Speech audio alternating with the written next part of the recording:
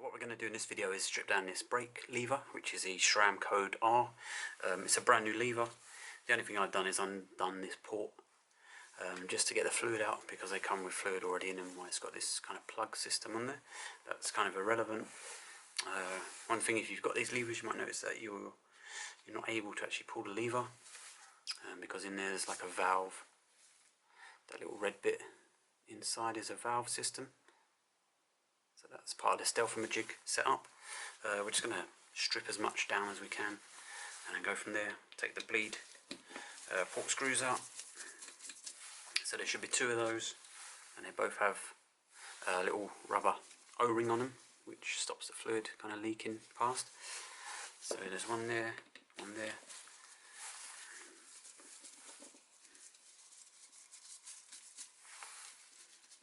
So that's that. And yeah, these are T10 Torx, and then these top reservoir cap screws are the same. They're T10 Torx as well.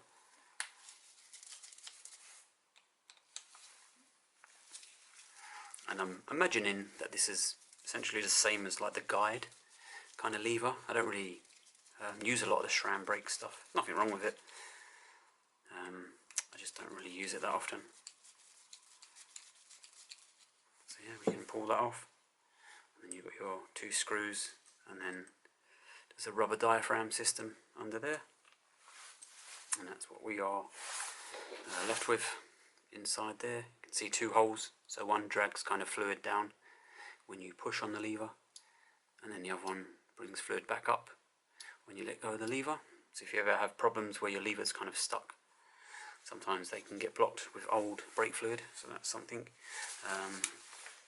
And then when we look at the lever, on the actual lever blade, there is a little hole in here. Now I don't know if that's meant to have it might have a rubber grommet on your one. This is a brand new lever, or maybe SRAM just stopped doing the little rubber grommet, so you might have to pull a little rubber grommet out of your one. And we're just going to undo that, and that will be a little grub screw in there. And it's got a little bit of Loctite on there to stop it vibrating loose. So that's a tiny little grub screw there. And then what that allows us to do is move this pivot system, because that grub screw would have been locked against the pivot. So I'm just going to grab something to push that out with and try not to damage it. Which way would be better? Doesn't really matter. I'm just going to run that there.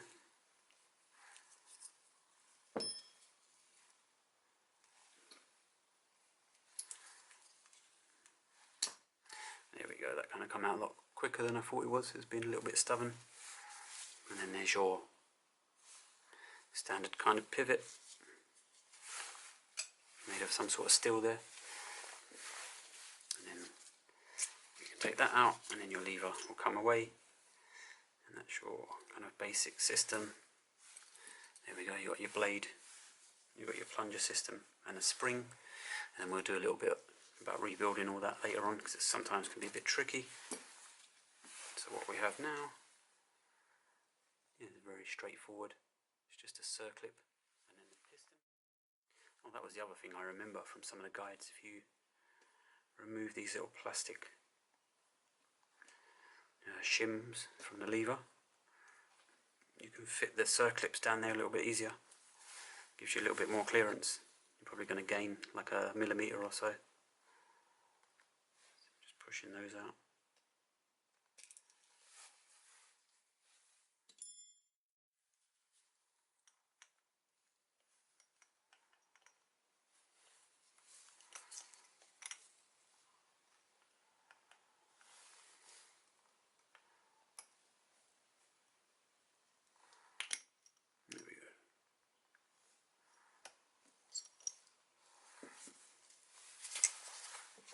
So you have a little circlip, and there's a little washer behind, and then there's our piston. Now you should be able to push the whole thing through, even the stealth-o-majig thing. It's just like a spring system. So if we just pop that onto the stealth-o-majig, just push on there. There we go. And then that is essentially the lever totally empty. You can see all the way through my finger there. So that's that. In terms of your piston,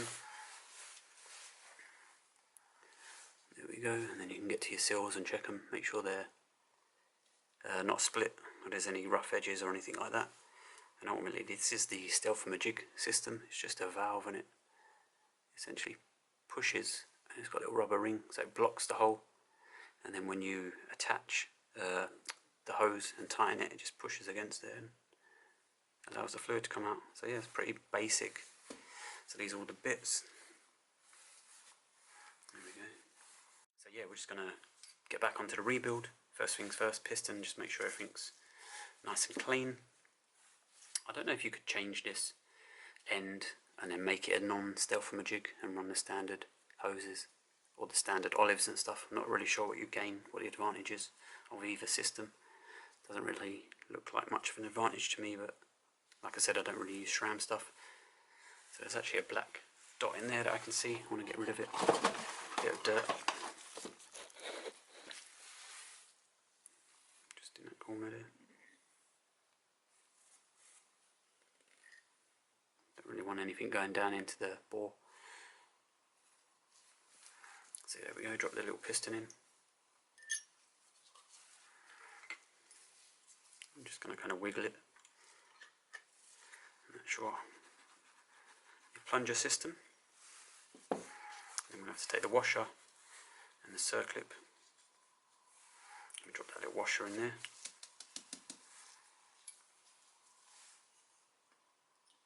It just drops that into the recess. Grab the little circlip, put it on the plier. We're just going to drop that in there and squeeze. It doesn't feel too good.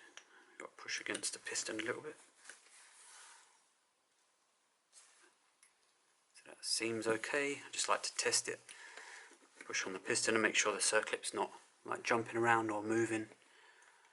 So that seems alright. Sometimes I like just to push on the circlip, make sure it's seated properly. But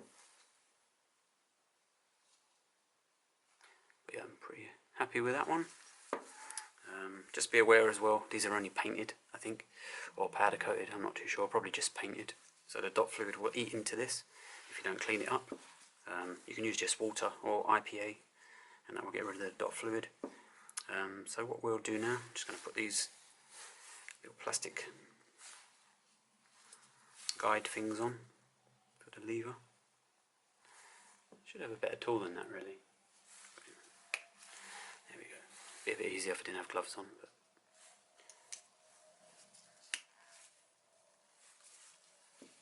so that's that. And then the next thing we have to do, the lever blade, and set that up, how that goes in. It's pretty simple. It can be a little bit confusing at first. So that wants to go, that sits in the lever like that. What you can do is just move this part straight. It just makes it a little bit easier to get it in. And then as for the little spring, it essentially sits like that. And this part needs to sit on top of the master cylinder. And then this little bit sits against the actual lever and pushes the lever back. So yeah, and then if you look at this as well, on one side it's kind of relatively flat there, and then on that side it's got a much bigger lip and it's machined more, so the spring actually sits in that side. So if we pop that onto there, and then we grab the lever, and you've got this hole here, and there is like a little pin for the reach adjuster, so that hole and pin need to kind of match together, so the pin goes through the hole. There we go. So that's how we're going to install it, something like that. Just be mindful of this part of the spring because it will try and sit underneath. So we're just going to grab that, pop that into there, and then just kind of turn it around. And you might have to put like a bit of pressure on there as well, just to push the piston in a little bit.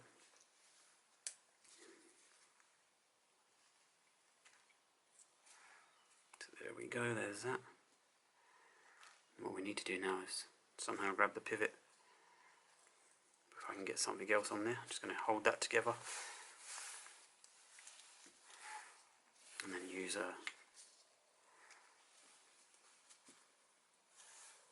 little plunger just to hold stuff together. There we go.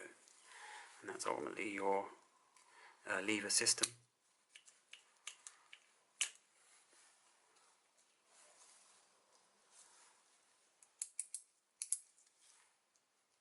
And we're just going to grab a little pivot point and just try and follow that through.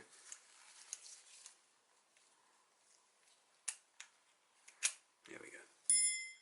So if I can show you the spring setup on there.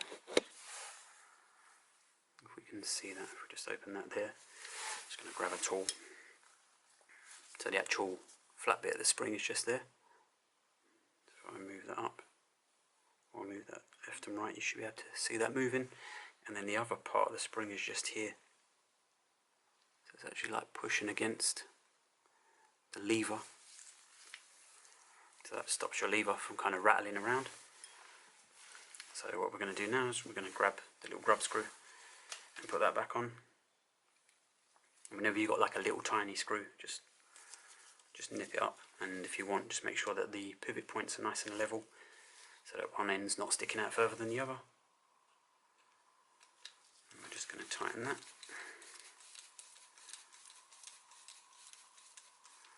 As we say, just nip it. It's got Loctite on there anyway, so you don't need to go too crazy, and then the rest is just straightforward. Make sure this area is clean before you put it back together, otherwise you're going to drag a load of crap into your system.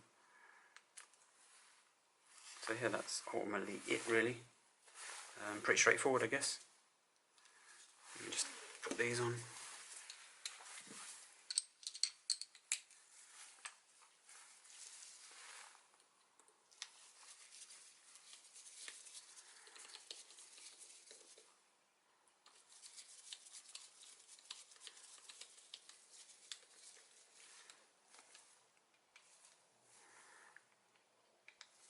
Once again, just don't go too crazy doing those up, and just make sure you've got your little rubber seals still on the screw for the ports, for the bleed ports.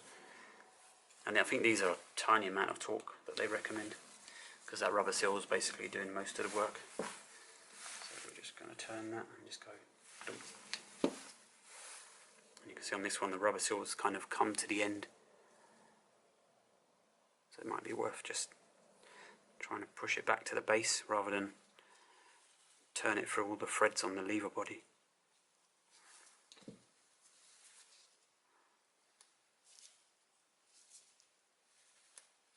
did have some tools for this, can't find them.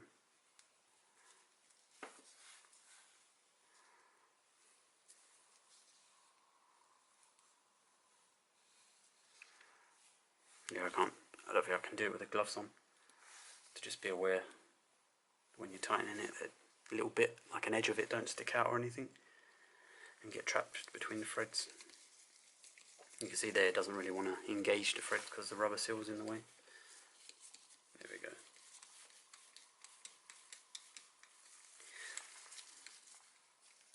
Just check it after, and it's pushed it right to the end, so that's alright.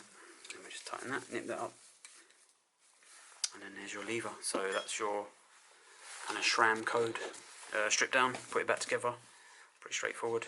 Just make sure everything's working nice and smooth. But yeah, it looks kind of flash and maybe a little bit complex, but it's a very simple lever to do.